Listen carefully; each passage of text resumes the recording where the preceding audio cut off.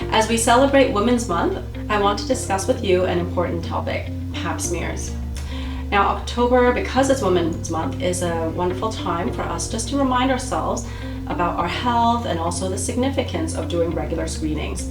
And Pap smears are an essential part of detecting cervical cancer early, and we know that there's a lot of evidence to show that doing Pap smears adequately can help reduce the risk of cervical cancer and also to save lives. Now, for those of you who've never had a Pap smear done before, you might wonder, what does a Pap smear involve? During the procedure of a Pap smear, your family doctor or your gynecologist can do it, and then they will put in something called a speculum. And this speculum, what it does is it just gently pushes open the vaginal wall so that we can clearly see the whole cervix. And then afterwards, we'll use a brush just to brush off some cells off of the cervix. And then afterwards, send this off to the lab.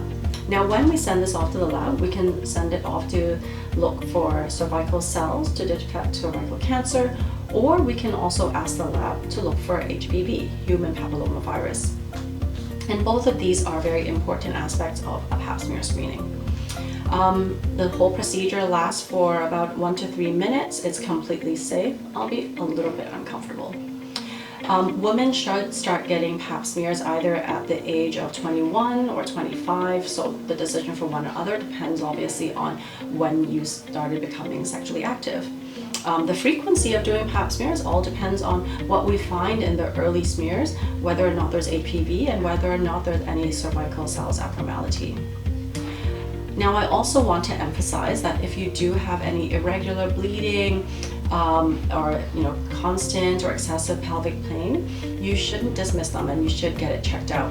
A lot of times for women, we do consider this part of being a woman and maybe just part of our normal menstrual cycles. So don't dismiss it, do get it checked out, and make sure that it is nothing to worry about. So let's take charge for health this October and make sure you get checked, and remember, your health matters.